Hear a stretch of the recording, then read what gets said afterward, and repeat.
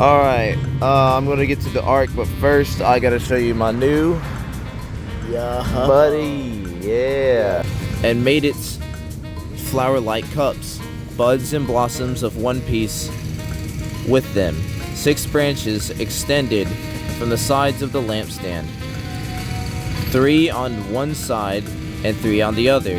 3 cups shaped like almond flowers with buds and blossoms were on one branch, 3 on the next branch, and the same for all 6 branches extending from the lampstand. And on the lampstand were 4 cups shaped like almond flowers with buds and blossoms. 1 bud was under the first pair. 1 bud was under the first pair of branches extending from the lampstand, and the second bud under the second pair, and the third bud under the third pair. 6 branches in all. The buds and the branches were all one piece with the lampstand, hammered out of pure gold.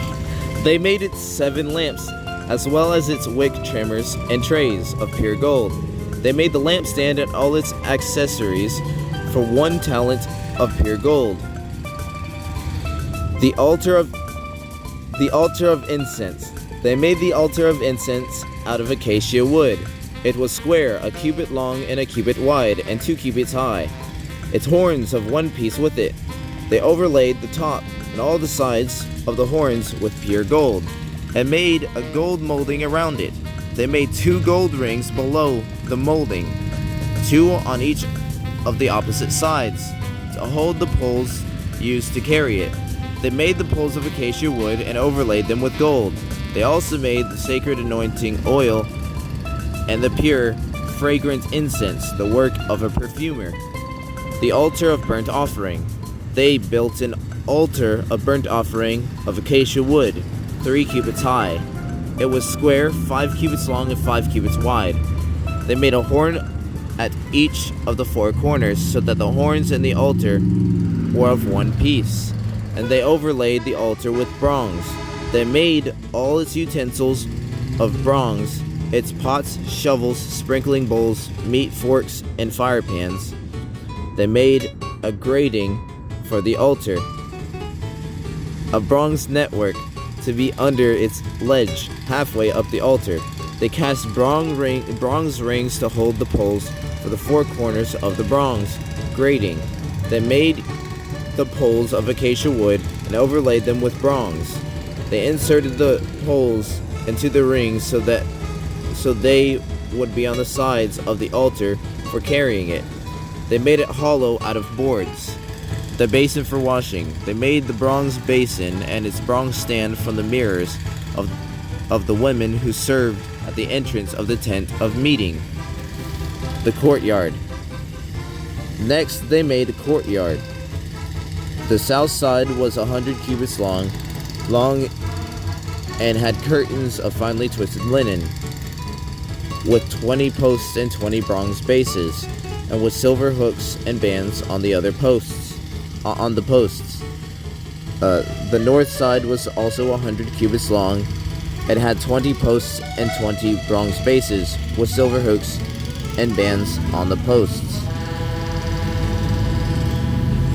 The west end was 50 cubits wide and had curtains, with 10 posts and 10 bases, with silver hooks and bands on the posts. The east end towards the sunrise was also 50 cubits wide. Curtains 15 cubits long were on one side of the entrance, with 3 posts and 3 bases, and curtains 15 cubits long were on the other side of the entrance to the courtyard, with 3 posts and 3 bases. All the curtains around the courtyard were of finely twisted linen. The bases for the posts were bronze. The hooks and bands on the posts were silver, and their tops were overlaid with silver, so all the posts of the courtyard had silver bands. The curtains for the entrance to the courtyard was made of blue, purple, and scarlet yarn and finely twisted linen, the work of an embroiderer. It was 20 cubits long, and like curtains of the courtyard, 5 cubits high, with 4 posts and 4 bronze bases.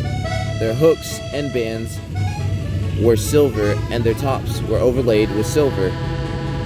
All the tent pegs of the tabernacle and of the surrounding courtyard were bronze. The materials used. These are the amounts of materials used for the tabernacle of the covenant law, which were recorded at Moses' command by the Levites under the direction of Ithamar, son of Aaron, the priest, Bezalel, son of Uri, the son of Hur, of the tribe of Judah, made everything the Lord commanded Moses.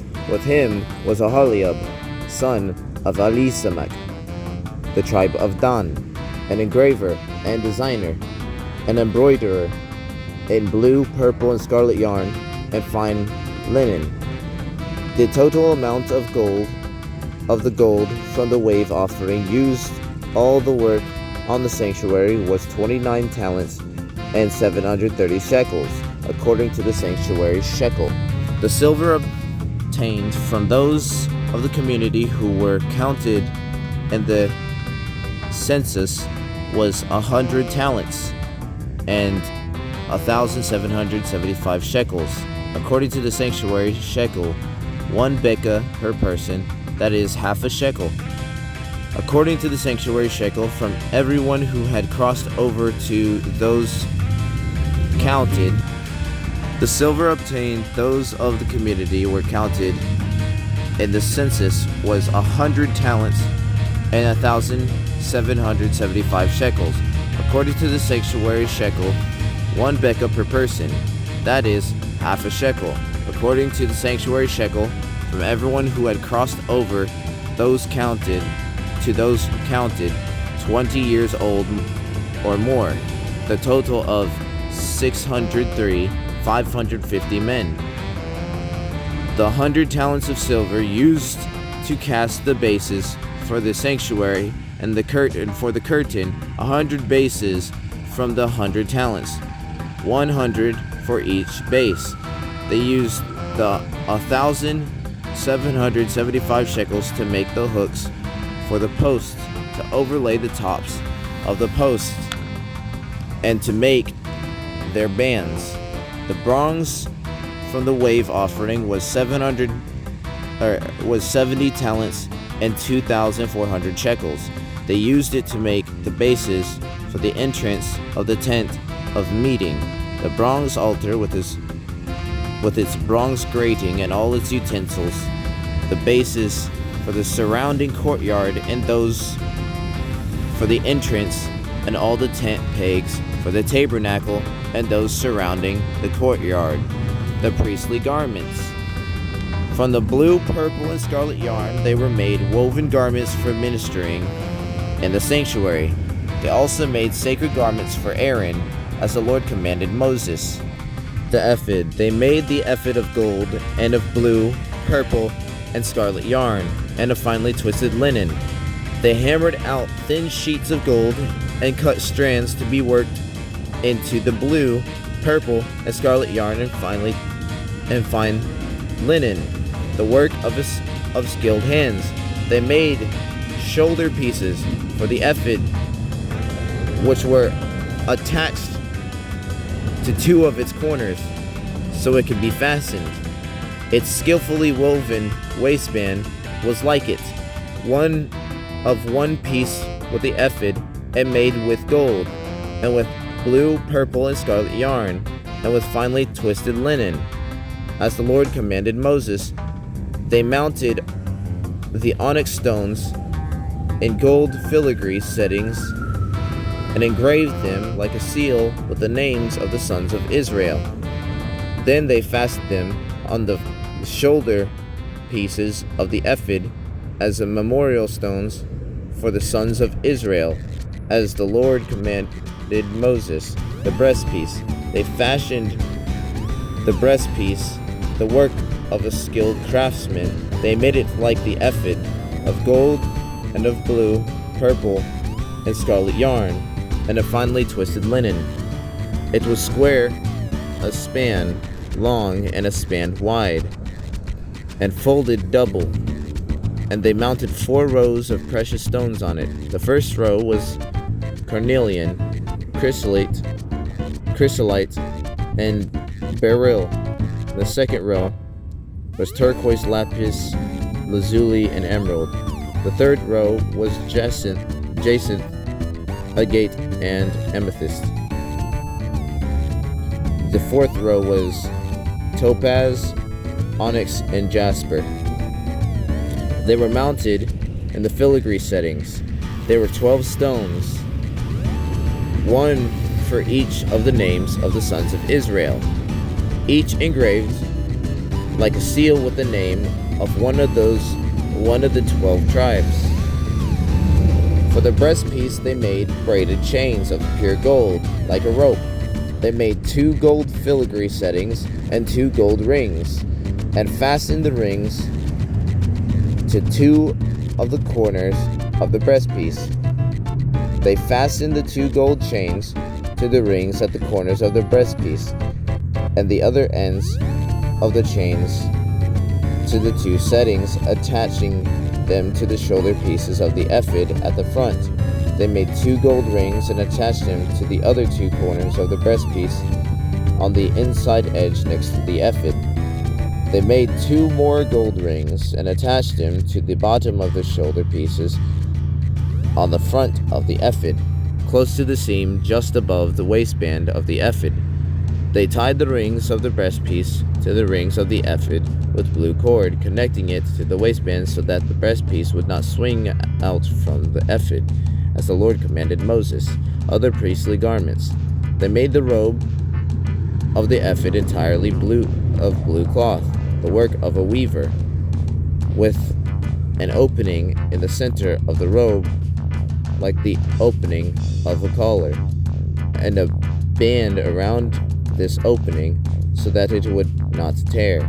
They made pomegranates of blue, purple, and scarlet yarn and finely twisted linen around the hem of the robe. And they made the bells of pure gold and attached them around the hem between the pomegranates. The bells and the pomegranates alternated around the hem of the robe to be worn for the ministering, as the Lord commanded Moses. For Aaron and his sons they made tunics of fine linen, the work of a weaver, and a turban of fine linen. The linen caps and the undergarments of finely twisted linen. The sash was made of finely twisted linen and blue, purple, and scarlet yarn, the work of an embroiderer, as the Lord commanded Moses.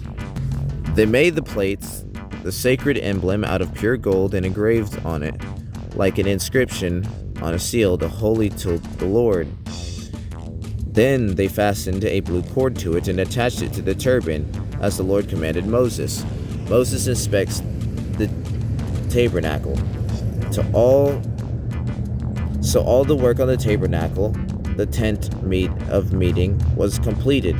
The Israelites did everything just as the Lord commanded Moses. Then they brought the tabernacle to Moses, the tent and all its furnishings, its clasps, frames, crossbars, posts, and bases, the covering of ram skins dyed red, and the covering of another durable leather,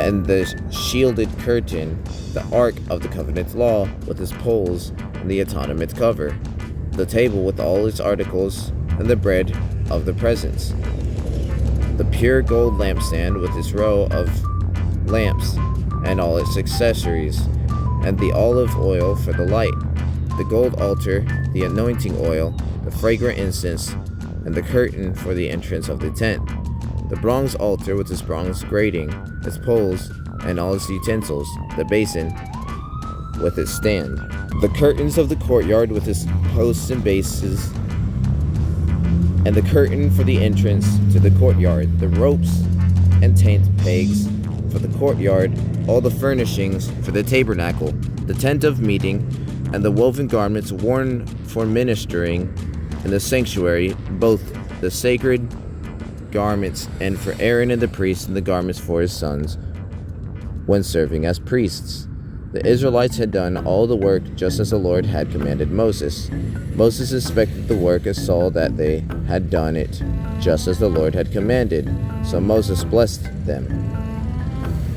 Now, setting up the tabernacle, I'm going to get that tomorrow because this seems to be a really long one, and oh, we're getting to Leviticus as well, so I'm gonna get to that tomorrow. And yeah, I'll see y'all in the next video.